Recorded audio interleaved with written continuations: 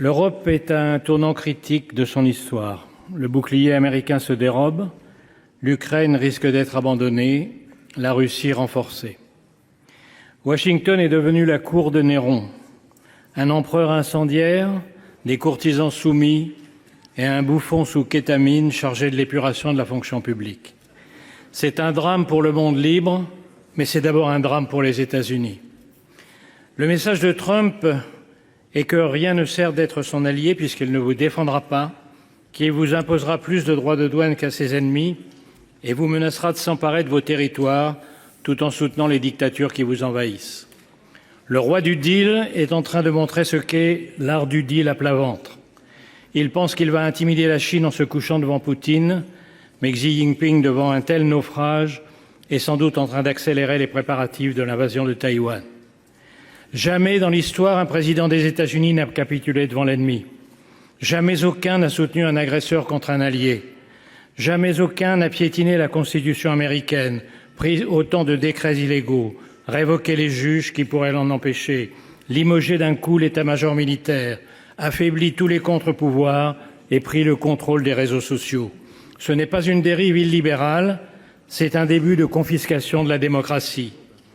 Rappelons-nous qu'il n'a fallu qu'1 mois, 3 semaines et 2 jours pour mettre à bas la République de Weimar et sa Constitution. J'ai confiance dans la solidité de la démocratie américaine et le pays proteste déjà. Mais en 1 mois, Trump a fait plus de mal à l'Amérique qu'en 4 ans de sa dernière présidence. Nous étions en guerre contre un dictateur, nous nous battons désormais contre un dictateur soutenu par un traître. Il y a 8 jours, au moment même où Trump passait la main dans le dos de Macron à la Maison-Blanche, les États-Unis votaient à l'ONU avec la Russie et la Corée du Nord contre les Européens réclamant le départ des troupes russes.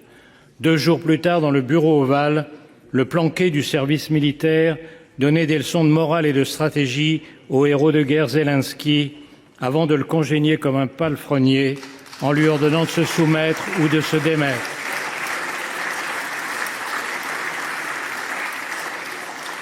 Cette nuit, il a franchi un pas de plus dans l'infamie en stoppant la livraison d'armes pourtant promise. Que faire devant cette trahison? La réponse est simple, faire face. Et d'abord ne pas se tromper. La défaite de l'Ukraine serait la défaite de l'Europe. Les pays baltes, la Géorgie, la Moldavie sont déjà sur la liste. Le but de Poutine est le retour à Yalta où fut cédé la moitié du continent à Staline. Les pays du Sud attendent l'issue du conflit pour décider s'ils doivent continuer à respecter l'Europe ou s'ils sont désormais libres de la piétiner. Ce que veut Poutine, c'est la fin de l'ordre mis en place par les États-Unis et leurs alliés il y a 80 ans, avec comme premier principe l'interdiction d'acquérir des territoires par la force.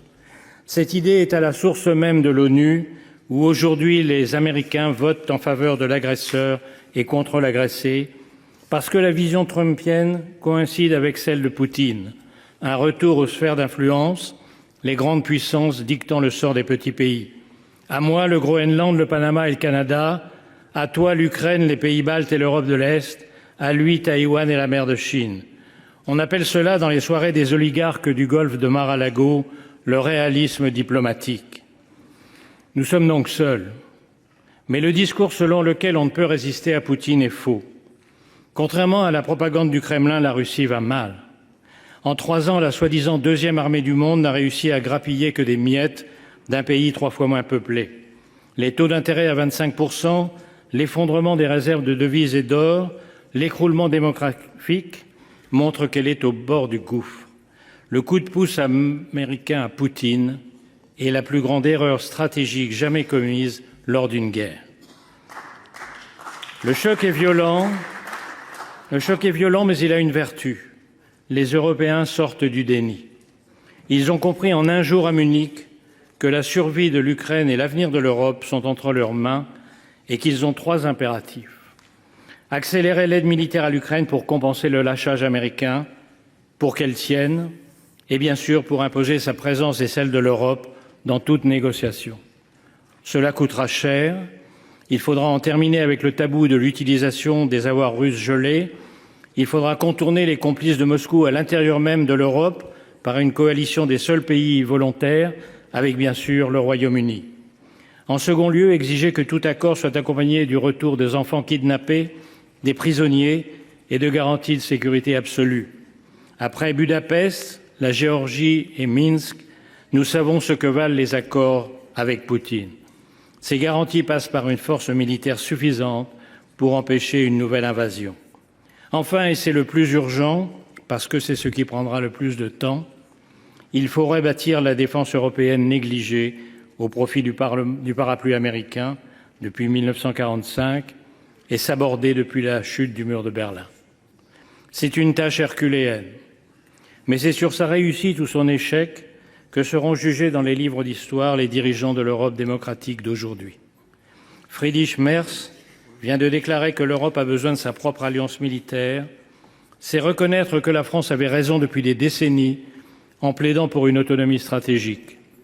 Il reste à la construire. Il faudra investir massivement, renforcer le Fonds européen de défense hors des critères d'endettement de Maastricht, harmoniser les systèmes d'armes et de munitions, accélérer l'entrée dans l'Union de l'Ukraine, qui est aujourd'hui la première armée européenne, repenser la place et les conditions de la dissuasion nucléaire à partir des capacités françaises et britanniques, relancer les programmes de boucliers antimissiles et de satellites. Le plan annoncé hier par Ursula von der Leyen est un très bon point de départ. Et il faudra beaucoup plus. L'Europe ne redeviendra une puissance militaire qu'en redevenant une puissance industrielle. En un mot, il faudra appliquer le rapport Draghi, pour de bon. Mais le vrai réarmement de l'Europe, c'est son réarmement moral. Nous devons convaincre l'opinion face à la lassitude et à la peur de la guerre, et surtout face aux comparses de Poutine, l'extrême droite et l'extrême gauche. Ils ont encore plaidé hier à l'Assemblée nationale, Monsieur le Premier ministre, devant vous, contre l'unité européenne, contre la défense européenne. Ils disent vouloir la paix. Ce que ni eux ni Trump ne disent, c'est que leur paix, c'est la capitulation, la paix de la défaite, le remplacement de De Gaulle-Zelensky par un Pétain ukrainien à la botte de Poutine, la paix des collabos qui ont refusé depuis 3 ans toute aide aux Ukrainiens. Est-ce la fin de l'Alliance atlantique? Le risque est grand, mais depuis quelques jours, l'humiliation publique de Zelensky et toutes les décisions folles prises depuis 1 mois ont fini par faire réagir les Américains. Les sondages sont en chute, les élus républicains sont accueillis par des foules hostiles dans leurs circonscriptions, même Fox News devient critique. Les Trumpistes ne sont plus en majesté, ils contrôlent l'exécutif, le Parlement, la Cour suprême et les réseaux sociaux, mais dans l'histoire américaine, les partisans de la liberté l'ont toujours emporté. Ils commencent à relever la tête. Le sort de l'Ukraine se joue dans les tranchées, mais il dépend aussi de ceux qui, aux États-Unis, veulent défendre la démocratie et ici de notre capacité à unir les Européens, à trouver les moyens de leur défense commune et à refaire de l'Europe la puissance qu'elle fut un jour dans l'histoire et qu'elle hésite à redevenir. Nos parents ont vaincu le fascisme et le communisme au prix de tous les sacrifices. La tâche de notre génération est de vaincre les totalitarismes du XXIe siècle. Vive l'Ukraine libre, vive l'Europe démocratique. Merci.